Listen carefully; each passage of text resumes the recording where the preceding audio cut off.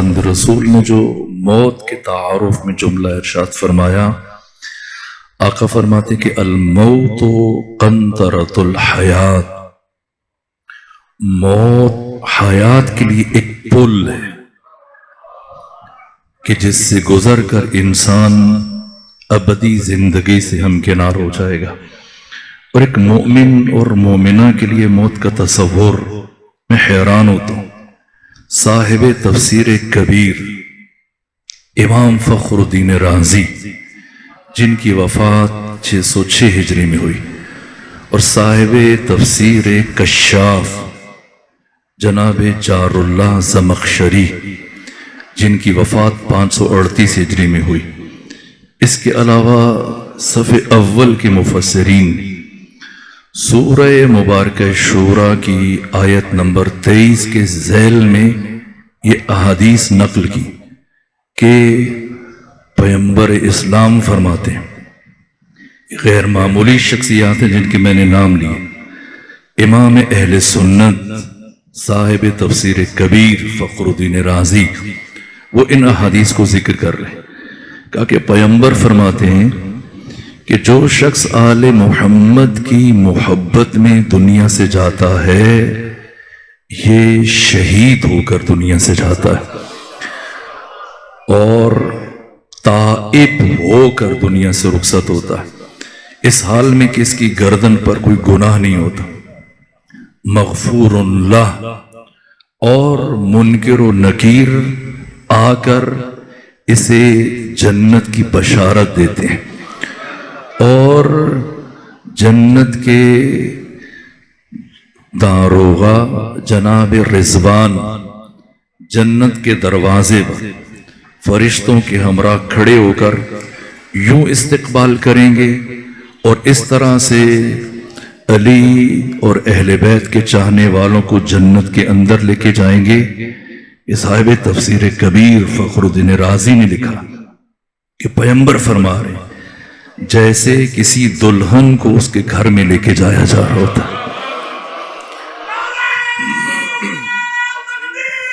اللہ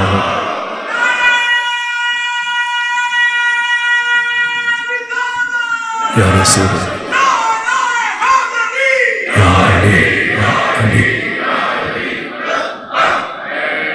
اور شب معراج میں نے سنی شیعہ روایتوں میں، کتابوں میں یہ روایت دیکھی ہے کہ پیغمبر اسلام جب معراج پر تشریف لے کے گئے چوتھے آسمان پر، بیت المعمور پر، وہاں فرشتوں سے ملاقات، ان کو زیارت کا شرف عطا کیا گیا۔ سب فرشتوں کی خواہش تھی کہ وہ ختمی مرتبہ سے بالمشافہ زیارت کرے۔ پیغمبر گرامی اسلام فرشتوں کی صفوں کے درمیان سے گزر رہے ہیں، اور دونوں سمت فرشتے سر جھکائے، جہاں سے پیغمبر کا گزر ہو رہا ہے، سلام سلام سلام کی آوازیں بلند ہو رہی، سر جھکائے پیغمبر فرشتوں کی صفوں کے بیچ میں سے گزر رہے ہیں۔ یہاں تک کہ بڑے بڑے محدثین اور مورخین نے یہ روایت لکھی، یہاں تک کہ ایک فرشتہ کہ جس کا نام سن کر اب یہ میرے جملے چہروں پر پریشانی آ جاتی ہے، اور وہ فرشتہ جہاں سے ایک دفعہ گزرتا ہے تو پھر اس گلی سے، محلے سے رونے کی آوازیں بلند ہو جاتی ہیں۔ نام آپ کے ذہن میں آ گیا، کون؟ اسرائیل۔ یہ اسرائیل پیغمبر گزر رہے ہیں اور سر جھکائے باقی فرشتوں کے ہمراہ عرض ادب کر رہے ہیں، یہاں تک کہ پیغمبر آگے بڑھنے لگے تو اسرائیل نے رک کر حضرت کی خدمت میں یہ گزارش کی، آقا جب زمین پر تشریف لے کر جائیں تو اپنے بھائی علی کو ان کی خدمت میں میرا سلام عرض کیجیے۔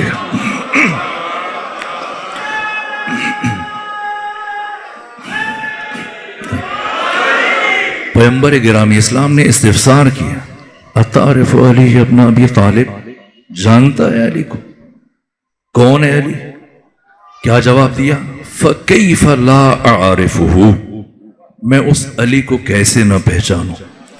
قَدْ أُمِرْتُ، بتحقیق مجھے یہ حکم دیا گیا، جب ارواح کی لوح میرے سپرد کی گئی قبض روح کے لیے، تو ساتھ خدا کی طرف سے مجھے یہ حکم دیا گیا اللہ اقبضہ.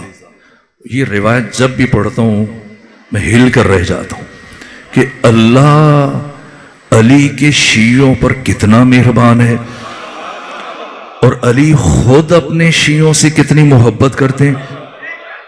یہ اسرائیل کہہ رہے ہیں اللہ اقبض روح شیعت علی ابن ابی طالب. جب مجھے یہ لوح الواح روح دی گئی تو خدا کی طرف سے حکم دیا گیا کہ میں اس وقت تک علی ابن ابی طالب کے کسی بھی شیعہ کی روح قبض نہ کروں الا باذنہ، جب تک کہ علی کی طرف سے اجازت نہ آ جائے.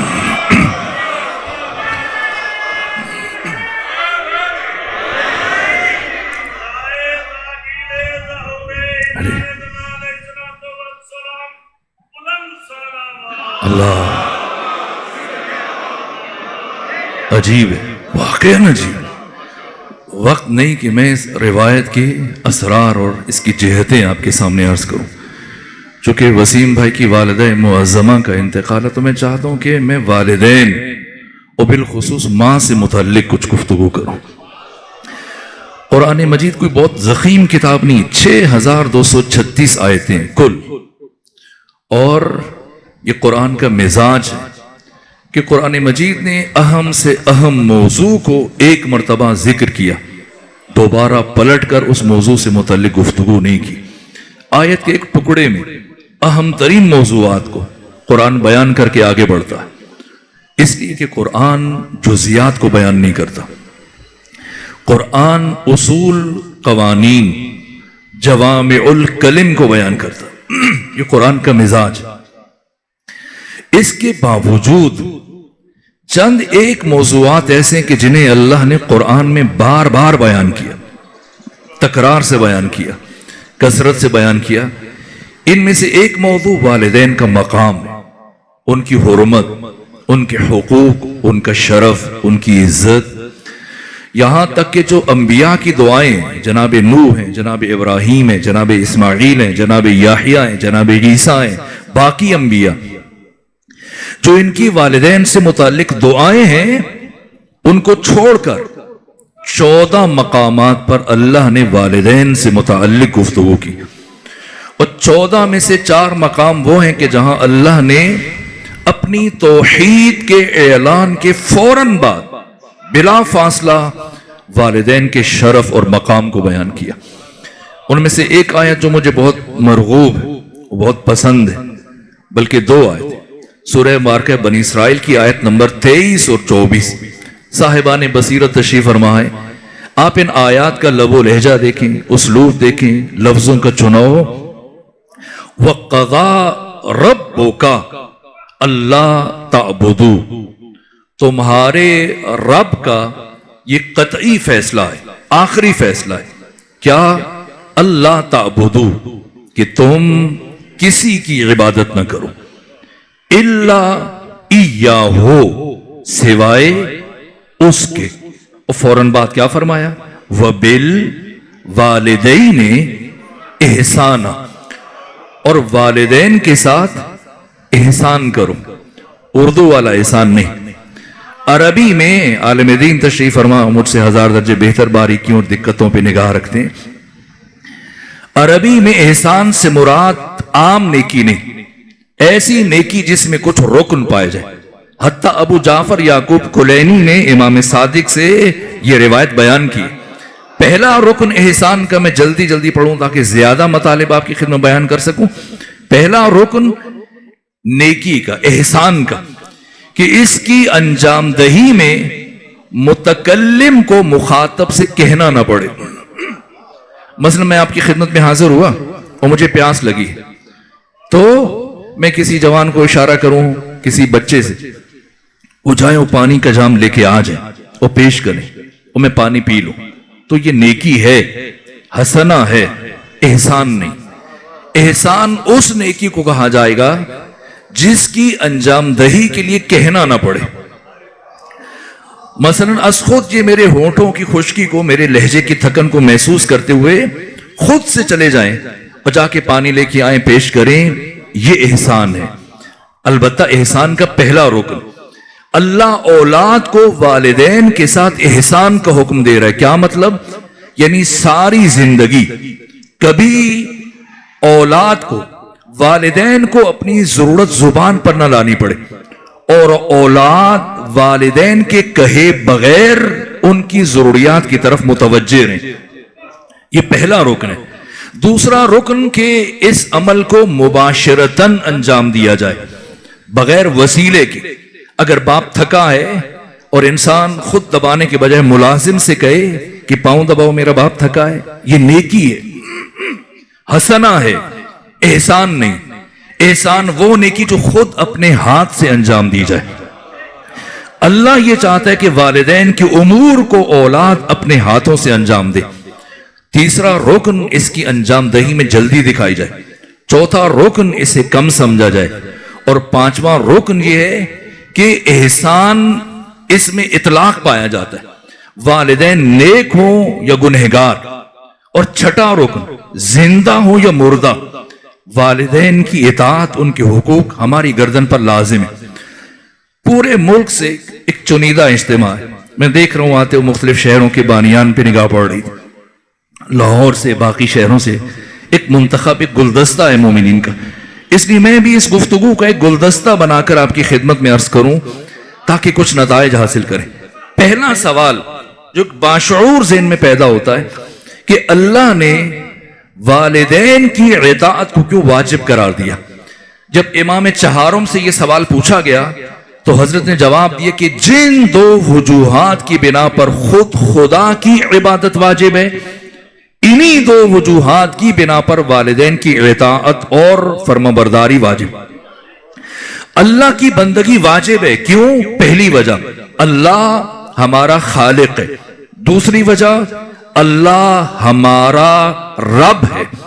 اگر اللہ صرف ہمارا خالق ہوتا، یہ چوتھے امام فرما رہے، تب بھی اللہ کی بندگی واجب نہیں تھی. اور اگر ہمارا خالق کوئی اور ہوتا اور اللہ صرف ہمارا رب ہوتا تب بھی اللہ کی بندگی واجب نہیں تھی. کیوں واجب ہے؟ خالق بھی ہے، رب بھی ہے. پہلے اس نے ہمیں عدم سے وجود دیا، نہیں سے ہے بنایا، اور پھر خلقت وجود سے آراستہ کرنے کے بعد ہمیں ہمارے حال پر نہیں چھوڑا، ہماری ربوبیت کی، ہمیں پروان چڑھایا، پرورش کی. اس لیے خدا کی بندگی واجب ہے. تو والدین کی اطاعت کیوں واجب ہے؟ انہی دو وجوہات کی بنا پر. کیوں؟ اس لیے کہ والدین اللہ کی ان دونوں صفات کے مظہر ہیں. صفت خالقیت پروردگار کو ظہور ملا والدین کے وسیلے سے. صفت ربوبیت پروردگار اس کائنات میں متجلی ہوئی والدین کے ذریعے سے. اگر والدین کا وسیلہ درمیان میں نہ ہوتا، نہ ہم دنیا میں آ سکتے، نہ ہماری پرورش ہوتی. اس لیے اللہ نے والدین کی اطاعت کو واجب قرار دیا. دوسرا سوال، جب اللہ والدین کی اطاعت کو واجب قرار دے رہا ہے، ساتھ میں اپنی اطاعت کو بھی واجب رکھا ہے، تو ٹکراؤ کی صورت میں کس کی مانی جائے؟ اس لیے کہ والدین کی اطاعت ٹکرا سکتی ہے. کائنات کی کسی بھی انسان کی اطاعت خدا سے ٹکرا سکتی ہے سوائے محمد و آل محمد کے. اللہ کی اور ان 14 کی اطاعت میں وحدت پائی جاتی ہے. کیوں؟ اس لیے کہ جو خدا چاہتا ہے وہ یہ 14 چاہتے ہیں، اور جو یہ 14 چاہتے ہیں وہی خدا چاہتا ہے. ان کی مشیت میں وحدت ہے. یہ جو اقبال نے شعر کہا، مجھے ڈھونڈ کے بتائیے کہ اس کا مصداق کون ہے، کہ خود ہی کو کر بلند اتنا کہ ہر تقدیر سے پہلے خدا بندے سے خود پوچھے بتا تیری رضا کیا ہے. وہ بندے ڈھونڈ کے مجھے بھی بتائیے گا. وہ یہی 14 ہیں جن کی مشیت خدا کی مشیت ہے، جن کا ارادہ خدا کا ارادہ ہے. باقی کسی بھی انسان کی بات خدا سے ٹکرا سکتی ہے. تو ٹکراؤ کی صورت میں کس کی مانے؟ یہاں پر ایک قانون آپ کی خدمت میں عرض کر رہا ہوں کہ ہمارا کوئی بھی کام 5 حالتوں سے باہر نہیں ہے. یا واجب ہے، یا حرام ہے یا مکروہ ہے یا مباح جائز ہے یا مستحب ہے، ان پانچ میں اللہ کی اطاعت کہاں ہے اور والدین کی اطاعت کہاں ہے؟ تو پانچ میں سے دو میں اللہ کی اطاعت مقدم ہے، باقی تین میں اللہ نے والدین کی اطاعت کو مقدم رکھا۔ واجب میں اور حرام میں خدا پہلے ہے، والدین بعد میں، لیکن تمام مستحبات، تمام مکروہات جن کی تعداد 2000 ہے، ان سب میں والدین کو خدا نے پہلے رکھا، خود کو بعد میں رکھا۔ جتنے بھی مباح اور جائز کام ہیں ان میں والدین پہلے، خدا بعد میں۔ نماز پڑھنا واجب ہے، اگر باپ یا ماں نماز سے روکے نہیں مانیں گے، لیکن اول وقت میں نماز پڑھنا واجب نہیں۔ اگر آپ نے وضو کیا اور کہا کہ آذان ہو رہی ہے، اول وقت میں نماز پڑھوں، اور باپ نے کہا جاؤ پہلے میرے لیے بازار سے فلاں چیز لے کے آؤ، یا بیٹھ کے پاؤں دباؤ، یا بیٹھ کے باتیں کرو، یا کوئی دوسرا کام کرو، اب اگر یہ ثواب کے لالچ میں کہ میں اول وقت پڑھوں مجھے زیادہ ثواب مل جائے گی، تو یہ باپ کی بات کو کہے کہ اچھا بعد میں کرتا ہوں، پہلے 2 رکعت جلدی سے نماز پڑھ لوں، اس کی نماز اس کے منہ پہ مار دی جائے گی۔ اللہ کی بارگاہ میں اس کی نماز قبول نہیں کی جائے گی۔ نماز پڑھنا واجب ہے، مسجد میں جا کر پڑھنا واجب نہیں ہے، تاکید ہے، اجر ہے، ثواب ہے۔ اگر باپ یا ماں روکتے کہ نہیں گھر میں پڑھو، اچھا نہیں لگتا مسجد میں جاؤ، اب ثواب کے لالچ میں اگر یہ مسجد جا کے پڑھے گا، اس کی نماز اللہ کی بارگاہ میں قبول نہیں کی جائے گی۔ نماز پڑھنا واجب ہے، جماعت کے ساتھ پڑھنا واجب نہیں۔ 70 کم سے کم 70 نمازوں کا ثواب ہے جماعت کے ساتھ پڑھنے کا، لیکن اگر ماں منع کر دے، جب آپ روک دے کہ نہیں ہم نہیں چاہتے کہ تم جماعت کے ساتھ پڑھو، فرادہ پڑھو، الگ پڑھو، اکیلے پڑھو، اب اگر ثواب کے لالچ میں یہ جماعت کے ساتھ جا کے پڑھے گا کہ مجھے زیادہ ثواب مل گیا، نہ، اس کی نماز اس پہ منہ پہ مار دی جائے گی۔ تمام مستحبات میں، تمام مباحات میں اللہ نے والدین کو پہلے رکھا، صرف واجب اور حرام میں خود کو مقدم رکھا۔ 2 خواتین چل رہی ہیں بازار میں، ان کے بیچ میں سے گزرنا مکروہ ہے، قبروں کے کتبے پڑھنا مکروہ ہے، کھانے کے لیے آپ نے ہاتھ دھوئے انہیں خشک کرنا مکروہ ہے، وضو کا پانی تولیے سے خشک کرنا مکروہ ہے۔ یہ مکروہات جتنے بھی مستحبات ہیں، نماز تہجد ہے، نوافل ہیں، عمرہ ہے، اور چیزیں 2000 مستحبات ہیں، ان میں اللہ نے والدین کو پہلے رکھا ہے۔ اگر وہ روک دیں تو رکنا واجب ہے، اگر انجام دے گا تو اللہ کی بارگاہ میں گنہگار ہے۔ یہ دوسری بات ہو گئی۔ آئیے تیسرا سوال۔ دوسرا سوال یہ کہ اللہ اور والدین کی اطاعت ٹکرا جائے تو کس کی مانے؟ میں نے قانون عرض کیا۔ تیسرا سوال، اگر خود والدین میں اختلاف ہو جائے تو کس کی مانے؟ باپ کی بات کو اہمیت دے یا ماں کی بات کو مقدم رکھے؟ تو یہاں پر ایک قانون عرض کر رہا ہوں۔ 4 حق اللہ نے باپ کو دیے، اس میں ماں شامل نہیں ہے۔ 1 حق پروردگار نے ماں کو دیا، اس میں باپ شامل نہیں ہے۔ وہ 4 حق جو باپ کے ساتھ خاص ہیں۔ پہلا حق، باپ کو اپنی اولاد کے شخصی گھر میں داخل ہونے کے لیے اولاد کی اجازت نہیں چاہیے۔ بے شک اولاد نے اپنی رقم سے خود بنایا، لیکن باپ کو اجازت نہیں چاہیے، بغیر اجازت اندر جا سکتا ہے، رہ سکتا ہے، اور لیکن ماں کو یہ حق حاصل نہیں۔ ماں پر دین نے اجازت قرار دی۔ دوسرا فرق، باپ اپنی اولاد کا مال جو اولاد نے خود کمایا استعمال کر سکتا ہے، اس کی مقدار زیادہ ہو تب بھی یہ چوری کے زمرے میں نہیں جائے گا، لیکن ماں کو شریعت نے یہ حق نہیں دیا۔ تیسرا فرق، باپ کو کی قضا نمازیں اور قضا روزے یہ بڑے بیٹے پر واجب ہے۔ ان کی وجوہات ہیں لیکن وقت نہیں کہ عرض کروں، لیکن ماں کی قضا نمازیں اور قضا روزے یہ بڑے بیٹے پر واجب نہیں، مستحب ہے، تاکید ہے، پڑھے گا توفیقات میں اضافے کا سبب ہے، لیکن واجب نہیں ہے، باپ کی واجب ہے۔ اور چوتھا فرق، باپ کو اللہ نے اولاد کے اوپر حق کے ولایت عطا کیا، لیکن ماں کو یہ حق حاصل نہیں۔ ہمارے ملک میں، پاکستان میں آئے دن سوشل میڈیا پر، اخبارات میں یہ خبریں آپ دیکھتے ہیں، پڑھتے ہیں کہ بھائی میاں بیوی راضی تو کیا کرے گا قاضی۔ مثلا آج کل تو یہ کام بہت ہو رہا ہے، اسکولوں میں، کالجز میں، یونیورسٹیز میں، اسی طرح سے آفس میں، لڑکا لڑکی کولیگ ہیں آپس میں، اور وہ فیصلہ کرتے ہیں کہ ہم شادی کر لیں۔ اب لڑکی خود راضی ہے، اس کی ماں راضی ہے، تمام خالائیں، ماموں، چچا، تایا، نانا، نانی، بہن، بھائی، سارے رشتہ دار راضی ہیں، صرف باپ راضی نہیں۔ تو اس نکاح کی شرعی حیثیت کیا ہے؟ لڑکی خود راضی ہے، سارے رشتہ دار راضی ہیں، اور چیف جسٹس قاضی القضات فیصلہ سنائے عدالت عظمیٰ میں کہ اس لڑکے کا نکاح ہو جانا چاہیے، اور چیف منسٹر، پرائم منسٹر یا پریزیڈنٹ حکم دے کہ انہیں تحفظ فراہم کیا جائے اور ان کا نکاح ہونا چاہیے۔ اس نکاح کی شرعی حیثیت کیا ہے؟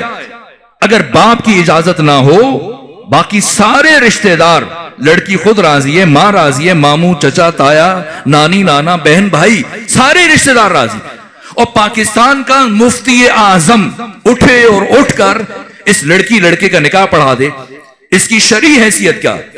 اس کی شرعی حیثیت یہ کہ یہ نکاح نامہ اٹھائیں اور اسے پھاڑ کر ردی کی ٹوکری میں پھینک دیں۔ اس سے زیادہ اس کی کوئی حیثیت نہیں ہے۔ یہ حق پروردگار نے باپ کو دیا ہے، اس میں ماں شامل نہیں ہے، لیکن ایک حق جو ماں کے ساتھ خاص ہے اس میں باپ شامل نہیں ہے۔ چوتھے امام سے پوچھا گیا ہے، فرزند حسین بتائیں ایک وقت میں اگر باپ بلائے اسی وقت میں ماں آواز دے تو کس کی طرف جائے؟ فرمایا ماں کی طرف جائے۔ کیوں؟ کہا اس لیے کہ ماں نے تمہارے حمل کی زحمت کو برداشت کیا، تمہاری ولادت کی سختیوں کو برداشت کیا، 2 سال برابر تمہیں دودھ پلایا، پھر نرم دل ہے، حساس ہے، اگر انکار کرو گے اس کے دل کو زیادہ تکلیف پہنچے گی، اس لیے یہاں پر اللہ نے ماں کو مقدم قرار دیا۔ چوتھا سوال، کتنے حقوق ہیں والدین کے جنہیں اللہ نے قرآن میں اور معصومین نے بیان کیا؟ ان کی تعداد 80 ہے۔ 40 حقوق جن کا تعلق والدین کی زندگی سے، 40 حقوق جن کا تعلق والدین کی دنیا سے جانے کے بعد سے۔ وہ 40 حقوق جو والدین کی زندگی سے متعلق ہیں، اولاد کو حق حاصل نہیں ہے دین میں کہ وہ والدین سے اونچی جگہ پر بیٹھے، اولاد کو حق حاصل نہیں ہے کہ وہ والدین سے آگے چلے، اولاد کو حق حاصل نہیں کہ اپنی آواز کو اپنے والدین کی آواز سے بلند کرے، اولاد کو یہ حق حاصل نہیں ہے کہ وہ حکماً اپنے والدین سے کوئی بات کہے۔ مثلا فرض کریں اگر باپ ڈاکٹر ہے اور بیٹا، ایک صلوات بھیجیے خاندان فاطمہ، باپ ڈاکٹر ہے، بیٹا ڈاکٹر ہے، پروفیسر ہے، فقیہ ہے، دانشور ہے، باپ ان پڑھ ہے، کسی محفل میں باپ ایک فضول بات کر رہے، ایک ناشائستہ بات کر رہے، لیکن اولاد کو اللہ نے اجازت نہیں دی کہ اپنے باپ کی بات کو ٹوکے۔ خواہ بیٹا عالم ہے، پروفیسر ہے، ڈاکٹر ہے، پڑھا لکھا ہے، باپ ان پڑھ ہے، جاہل ہے، گنوار ہے، ایک فضول بات کر رہے، تب بھی اللہ نے اولاد کو حق حاصل نہیں دیا کہ ان کی بات کو کاٹے، ٹوکے۔ کوئی بات حکماً نہیں کہہ سکتی ہے اولاد باپ کو۔ بیٹا ڈاکٹر ہو، باپ شوگر کا مریض ہے، فرض کریں وہ میٹھا کھانا چاہتے ہیں، مٹھائی، یہ التماس کر سکتا ہے، درخواست کر سکتا ہے، التجا کر سکتا ہے، لیکن حکماً نہیں کہہ سکتا کہ یہ کام کرے۔ اولاد کو حق حاصل نہیں کہ اپنے والدین کے دشمنوں کے ساتھ دوستی کریں۔ باقی حقوق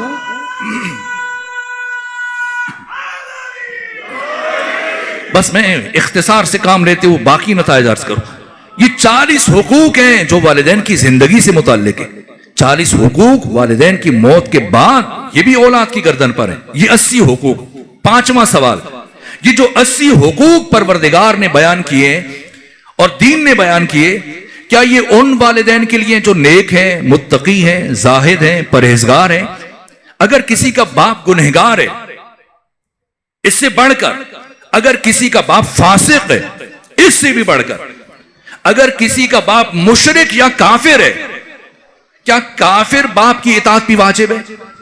میں آسان کروں، میں عرض یہ کرنا چاہ رہا ہوں کہ وہ جو پچھلا قانون عرض کیا، اگر کافر باپ اپنی اولاد کو عمرے پر جانے سے روک دے، نماز تہجد پڑھنے سے روک دے، مسجد میں جانے سے روک دے، جماعت کے ساتھ نماز پڑھنے سے روک دے، مشرک باپ، تو کیا اس کی اطاعت واجب ہے یا نہیں مانی جائے گی؟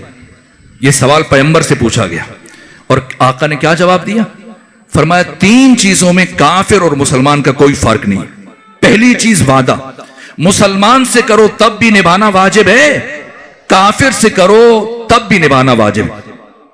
دوسری چیز امانت، امانت مسلمان کی ہو تب بھی اس کی پاسداری واجب ہے، اور اگر امانت کسی کافر کی ہو تمہارے پاس تب بھی اس کی نگہداشت لازم ہے۔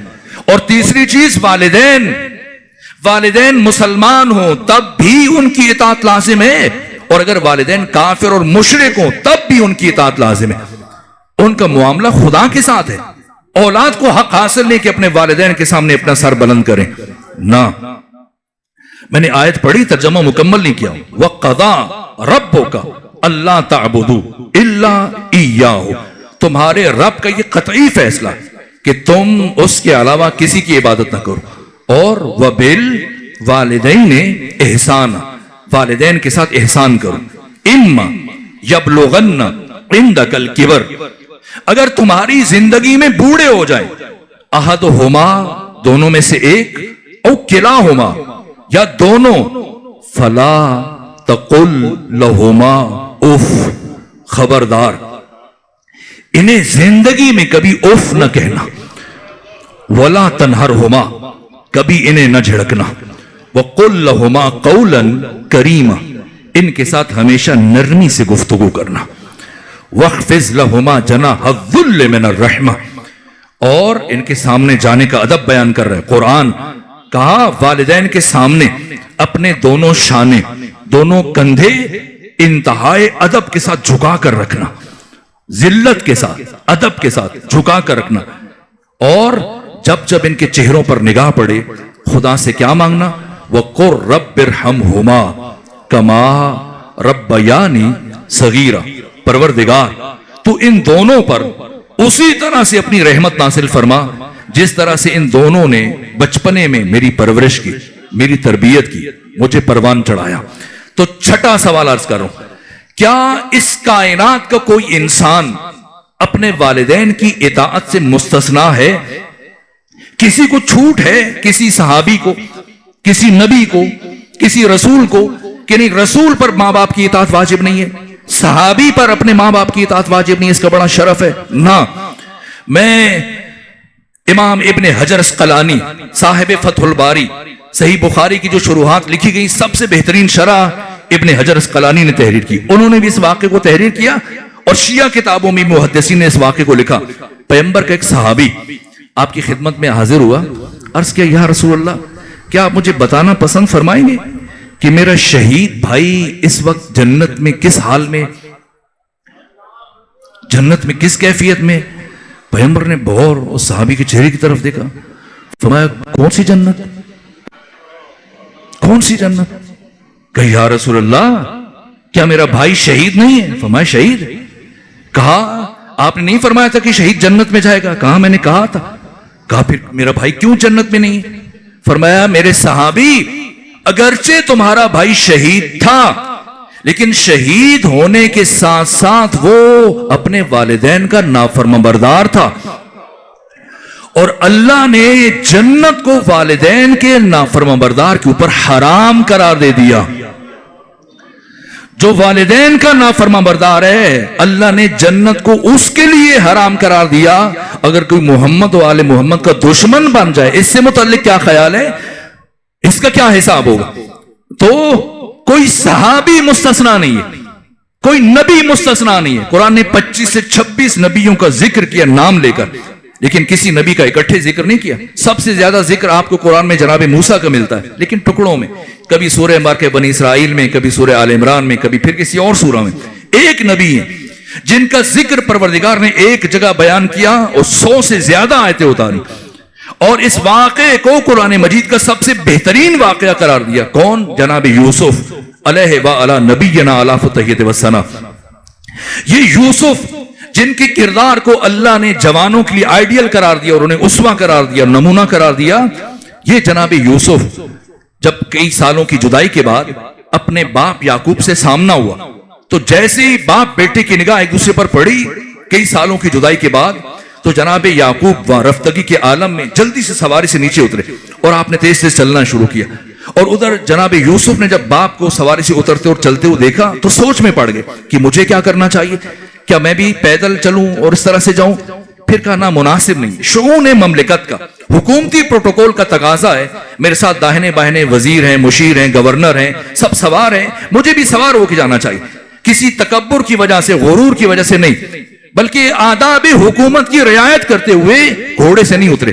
لیکن چند لمحے، چند قدم طے کرنے کے بعد انہیں محسوس ہوا کہ اچھا نہیں، باپ پیدل چلا آ رہا ہے اور میں سوار ہو کے جا رہا ہوں، اس لیے گھوڑے سے نیچے اتر آئے.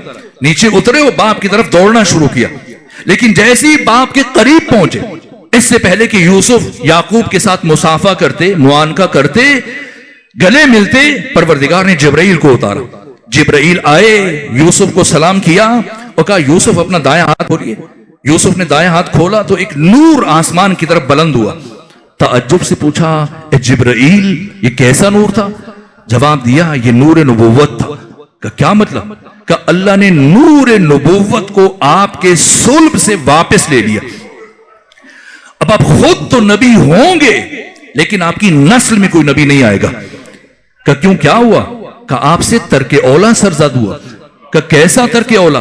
کہ آپ نے اپنے باپ یعقوب کے احترام میں اترنے میں تاخیر کی ہے، اور اللہ کو یہ تاخیر گوارا نہیں ہے۔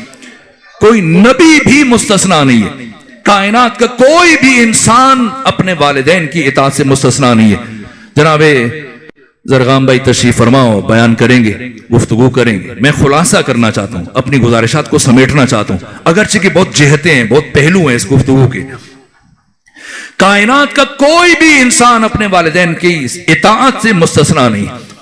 والدین اپنی اولاد کے لیے مجرے فیض ہیں، واسطہ فیض ہیں، وسیلہ فیض ہیں، اللہ کی نعمتوں کے نزول کا سبب اور ذریعہ ہیں۔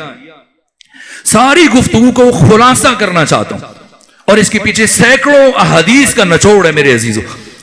اگر کوئی چاہتا ہے کہ اس کی زندگی میں لذت ہو، اگر کوئی چاہتا ہے کہ اس کی زندگی میں خوشی ہو، اگر چاہتا ہے کہ اس کی زندگی میں برکت ہو، اگر چاہتا ہے کہ اس کی زندگی میں، اس کے گھر میں سکون ہو، اگر چاہتا ہے کہ پروردگار اسے طول عمر نصیب فرمائے، اگر چاہتا ہے کہ اللہ اسے مرنے سے پہلے توبہ کی توفیق عطا فرمائے، اگر کوئی چاہتا ہے کہ اسے اچانک حادثاتی موت نہ آئے، اگر چاہتا ہے کہ وہ دوستوں اور دشمنوں کی نگاہوں میں محبوب رہے، اگر چاہتا ہے کہ اس پر اچانک پریشانی اور مشکلات نہ ہو، اگر چاہتا ہے کہ خود اس کی اولاد اس کی مطیع اور فرمانبردار رہے، اگر چاہتا ہے کہ اسے جنت میں انبیاء کی ہم نشینی نصیب ہو، اگر چاہتا ہے کہ قیامت کے دن محمد و آل محمد اس کی شفاعت فرمائے، تو اس کے لیے سب سے بڑا عمل اور سب سے بڑا نسخہ والدین کی اطاعت اور والدین کی فرمانبرداری۔ اگر کوئی شخص والدین کا نافرمانبردار ہے تو رسالۃ الحقوق میں امام سجاد کی یہ روایت سن لے۔ آقا فرماتے کہ جاؤ اور جا کر والدین کے نافرمانبردار کو علی زین العابدین کا یہ پیغام پہنچاؤ کہ حسین کا بیٹا علی تم سے یہ کہہ رہا ہے کہ جتنی عبادت کر سکتے ہو کر لو، اور جتنی دعائیں مانگ سکتے ہو مانگ لو، اللہ کی بارگاہ میں نہ تمہاری کوئی عبادت کی جائے گی نہ تمہاری کوئی دعا مستجاب کی جائے گی۔ قیامت کے دن امام سجاد فرماتے ہیں یہ انسان 9 جانوروں کی شکل میں اٹھے گا۔ شراب خار کس شکل میں اٹھے گا؟ امام نے بیان کیا۔ سود خار کس شکل میں اٹھے گا؟ والدین کے نافرمانبردار سے متعلق فرمایا کہ والدین کا نافرمانبردار قیامت کے دن گدھے کی شکل میں اٹھے گا۔ اور امیر المومنین فرماتے ہمارے شیعوں کم سے کم اتنا عمل لے کے آ جانا کہ جب قیامت کے دن محشور ہو، ہمارے سامنے آؤ تو انسانی شکل میں محشور ہو سکو، پھر تمہاری شفاعت جانے اور ہم محمد والے محمد جانے۔ قیامت کے دن انسانی شکل میں محشور ہونا یہ مشکل مرحلہ ہے، اور والدین کا نافرمان کبھی بھی قیامت کے دن انسانی شکل میں نہیں اٹھ سکتا۔ بس میرے عزیزو، خوش نصیب ہیں وہ افراد جن کے والدین زندہ ہیں کہ وہ ان کی خدمت اور اطاعت کر کے اپنے بڑے بڑے گناہوں کا کفارہ ادا کر سکتے ہیں۔ یہ قرآن مجید کی آیت ہے، ان اللہ یذہبن السیئات، اللہ انسان کے گناہوں کو محو کر دیتا ہے، ختم کر دیتا ہے، مٹا دیتا ہے۔ صرف ختم نہیں کرتا بلکہ وَيُبَدِّلُهُمْ بِالْحَسَنَاتِ، ان گناہوں کو نیکیوں سے بدل دیتا ہے۔ تو پیغمبر سے پوچھا گیا وہ کون سا عمل ہے جو انسان کے گناہوں کو نیکیوں سے بدل دیتا ہے اور اس کے گناہوں کو ختم کر دیتا ہے؟ فرمایا بر الوالدین، والدین کے ساتھ نیکی۔ خوش نصیب ہیں وہ افراد کے جن کے والدین زندہ ہیں کہ وہ ان کے ساتھ حسن سلوک کر کے اپنے بڑے بڑے گناہوں کا کفارہ ادا کر سکتے ہیں۔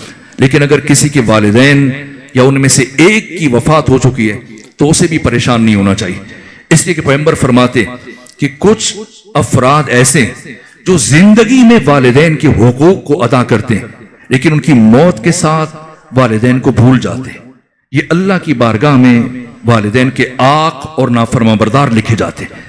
لیکن کچھ ایسے خوش نصیب ہیں جو والدین کی زندگی میں ان کے حقوق کو ادا نہیں کر پاتے لیکن ان کی موت کے ساتھ ان کی طرف متوجہ ہو جاتے اور ان کے حقوق کو ادا کرتے ہیں، ان کی نمازیں، ان کے روزے جو چھوٹ گئے ان کو ادا کرتے ہیں، اجرت پر ادا کرواتے ہیں، خود ادا کرتے ہیں، ان کے واجبات رد مظالم کرتے ہیں، کسی کے ساتھ انہوں نے ظلم کر دیا ہو، کسی کا مال کھایا ہو، وہ سارے حقوق حساب برابر کرتے ہیں، ان کے واجبات کو ادا کرتے ہیں۔ باقی امور ان کی زیارت کے لیے جانا، حکم ہے کہ ہفتے میں ایک مرتبہ یا روز جمعہ یا شب جمعہ والدین کی قبر کی زیارت کے لیے جائیں۔ پیغمبر فرماتے ہیں جو خلوص دل کے ساتھ شب جمعہ یا عصر جمعہ والدین کی قبر کی زیارت کے لیے جائے گا تو اللہ اسے حج مقبول کا ثواب عطا کرے گا۔ یہاں تک ایک صحابی آیا پیغمبر کی خدمت میں اور آ کر عرض کیا کہ میرے حالات اچھے نہیں، مفلوق الحال ہوں، تو ہی دست ہوں، تو ہی دامن، تو آپ میرے لیے دعا کریں کہ میرے قرض ادا ہو جائیں اور میری معیشت میں بہتری ہو۔ پیغمبر نے فرمایا میرے پاس کیوں آئے ہو؟ عرض کہ یا رسول اللہ پھر کس کے پاس جاؤں؟ فرمایا والدین کے پاس جاؤ۔ عرض کہ یا رسول اللہ والدین کا انتقال ہو چکا ہے۔ پیغمبر نے فرمایا تو کیا ہوا؟ اگر انتقال ہو گیا ان کی قبر پر جاؤ اور ان کی قبر کو وسیلہ بنا کر خدا سے مانگو، اللہ تمہارے والدین کی قبر کے وسیلے سے تمہاری مشکلات کو آسان کر دے گا۔ تو جن کے والدین رخصت ہو چکے آقا فرماتے کہ انہیں بھی پریشان نہیں ہونا چاہیے کہ وہ ان کے حقوق کا جبران کی یادہ نہیں ہوئے، بلکہ ہم انسان بننے کے لیے پیدا ہوئے۔ ابھی جو ہمیں انسان کہا جاتا ہے مجازن، کیسے ہم حقیقتاً انسان بن سکتے ہیں؟ 6 عوامل ہیں، 6 فیکٹرز ہیں، 3 ہڈن فیکٹرز ہیں، 3 اوپن فیکٹرز ہیں، 3 عوامل خفی، 3 عوامل جلی، توفیق، دعا، توارث صفات، جینز، یہ عوامل خفی اور 3 عوامل جلی، والدین، استاد اور سماج۔ ان 6 میں سے مؤثر ترین عامل والدین، اور والدین میں سے مؤثر ترین عامل ایک ماں کا وجود ہے۔ ماں انسان سازی کا کارخانہ ہے، اس لیے پیغمبر نے فرمایا کہ جنت ماں کے قدموں کے نیچے ہے، لیکن جنت ہر ماں کے قدموں کے نیچے نہیں ہے۔ جنت صرف ان ماؤں کے قدموں کے نیچے ہے جو اپنی اولاد کو جنتی بنانے کی صلاحیت رکھتی ہے، ورنہ بہت ساری مائیں اپنی نسلوں کو جہنم کی طرف لے کے جا رہی۔ اس لیے پیغمبر نے اپنے صحابہ سے فرمایا میرے صحابہ مزبلہ سے بچو۔ یہ جو جوان بیٹھے ہیں محفل میں ان سے یہ جملہ عرض کرنے لگا ہوں۔ پیغمبر نے فرمایا میرے صحابہ مزبلہ سے بچو۔ کسی نے پوچھا یا رسول اللہ مزبلہ سے کیا مراد ہے؟ فرمایا وہ خوبصورت پھول جو کسی گندی جگہ پر کسی کچرے کے ڈھیر پر اگاتا ہے۔ عرض کہ یا رسول اللہ آپ کیا فرمانا چاہ رہے ہیں؟ فرمایا ایسی خوبصورت اور حسین عورت کہ جو دیکھنے میں تو خوبصورت ہے لیکن اس کی نشو و نما اور پرورش کسی ناشائستہ خاندان میں ہوئی، ایسی خاتون کے ساتھ رشتہ منتقل ازدواج منسلک ہونے سے بچاؤ خود کو۔ کیوں؟ کہ تمہاری اولاد کے لیے اچھی ماں بننے کی صلاحیت نہیں رکھتی۔ میرے عزیزوں میری گفتگو تمام ہوئی۔ تاریخ انسانی میں جو بڑی بڑی شخصیتیں، اگر میں گنوانا شروع کروں تو شاید کئی گھنٹے گزر جائیں۔ تاریخ انسانی میں جتنی بھی بڑی بڑی باکمال شخصیتیں گزری، ان کی عظمت اور کمال کا راز اگر کوئی جاننا چاہے تو سب سے بڑا فیکٹر اور سب سے بڑا عامل ایک ماں کا وجود ہے۔ ماں کا وجود ہے، ماں کا کردار ہے۔ اگر میں شمار کروں جو بھی شخصیت ہے، آپ جا کے ان کی زندگیوں کو پڑھیں، اور اب چونکہ وقت ختم ہو رہا ہے میں اس شخصیت کی تعارف میں ایک جملہ عرض کروں جسے قیامت تک بھلایا نہیں جا سکتا اور قیامت تک فراموش نہیں کیا جا سکتا۔ کون؟ وجود مبارک حضرت ابو الفضل العباس۔ کیا شرف ہے، کیا مقام ہے۔ میں نے چھٹے امام کی حدیث پڑھی، آقا فرماتے ہیں کہ پروردگار نے جناب عباس میں امامت کی ساری شرائط رکھی تھی، تمام خصوصیات امامت کی جناب ابو الفضل عباس کے وجود میں ہے۔ یہ شرف ہے، لیکن امام قرار نہیں دیا۔ آپ کا شرف کیا ہے, آپ کا مقام کیا ہے. وقت نہیں کہ کچھ اشارے بھی عرض کروں. یہ جناب عباس کہ جنہیں قیامت تک انسان فراموش نہیں کر سکتا. ابھی تو غیر مسلم افراد, عیسائی افراد کربلا سے متعلق لکھ رہے ہیں. جناب عباس سے متعلق کتاب لکھی گئی اور علامہ تقی جعفری نے اپنی معروف کتاب حسین ابن علی شہید فرہنگ پیشروئے بشریت میں ایک غیر مسلم مفکر کی یہ جملے لکھے. کہا کہ ایک عیسائی خاتون ہے, ان سے متعلق لکھا, کہا کہ قیامت تک آنے والا انسان کبھی بھی ابو الفضل العباس کو فراموش نہیں کر سکے گا. کیوں؟ کہ اس لیے کہ 8,500 سالہ انسانی تاریخ میں اب تک 21 تہذیبیں گزر چکی, 21 تمدن, 21 کلچر, اور ہر انسانی تہذیب میں کچھ قدریں پائی جاتی ہیں, کچھ ویلیوز ہیں. لیکن ضروری نہیں کہ ایک تہذیب, اگر ایک قدر ایک تہذیب کی یہاں اہمیت رکھتی ہے تو دوسری تہذیب بھی اس قدر کو وہی اہمیت دے, یہ ضروری نہیں. لیکن پھر یہ جملہ لکھا, کہا لیکن ایک قدر اور ویلیو وہ ہے جسے ہر عصر میں ہر انسانی تہذیب نے سب سے زیادہ پسند کیا, اور اس قدر کا نام ہے وفا. اور اس کائنات میں وفا کی معراج کا نام ہے ابو الفضل العباس. کہا کہ قیامت تک آنے والا انسان فخر کر سکتا ہے کہ میں اس زمین پر چل رہا ہوں, زندگی گزار رہا ہوں جس زمین پر کبھی عباس جیسی ہستی کے قدم پڑ چکے. یہاں تک کہ ایک ہندو شاعر نے یہ جملے کہے, یہ شعر کا ہے جہاں میں اس قدر مخمور غم عباس کا, اور نقش سجدہ بن گیا ہے ہر قدم عباس کا. اور بدعتیں کہہ کر مسلمان جب الگ ہو جائیں گے, ہندو ہو کر ہم اٹھائیں گے علم عباس کا. یہ عباس کیسے عباس بنے؟ کیا اس لیے عباس ہیں کہ آپ علی کے بیٹے؟ نہ, علی کے تو 18 بیٹے, امام حسن, امام حسین, جناب عباس کے علاوہ 15 بیٹے مزید ہیں. تو بہت سارے ایسے ہیں جن کا ہمیں نام بھی یاد نہیں ہوگا. پھر عباس کیسے عباس بنے؟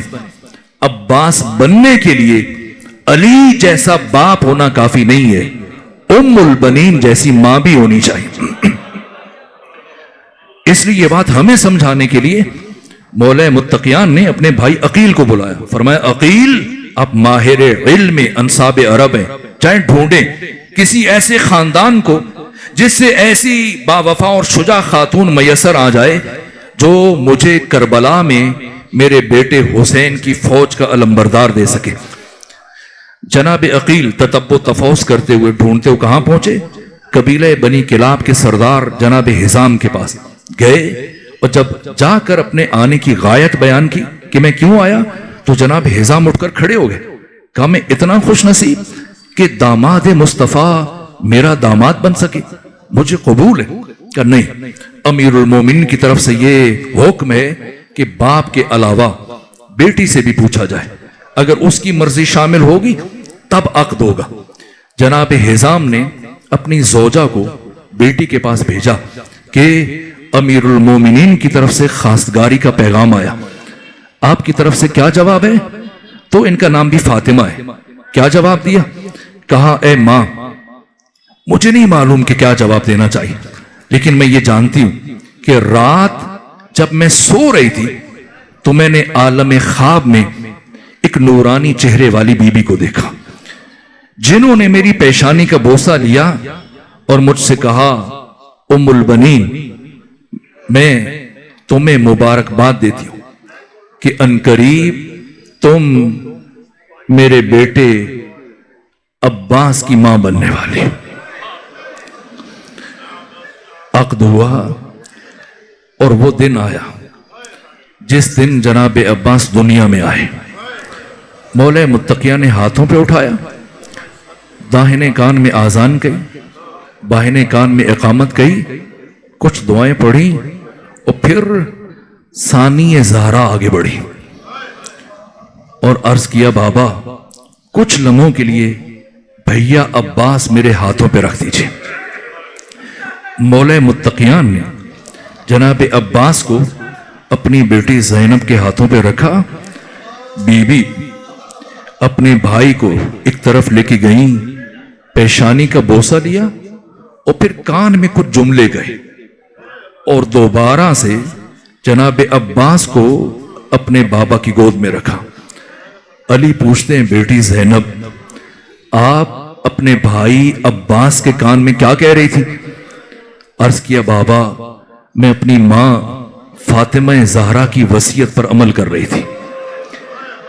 ماں فاطمہ زہرا نے دنیا سے جاتے ہوئے مجھے یہ کہا تھا اے بیٹی زینب جب تمہارا بھائی عباس دنیا میں آ جائے تو اسے گود میں اٹھا کر اس کے کان میں میرا سلام کہنا.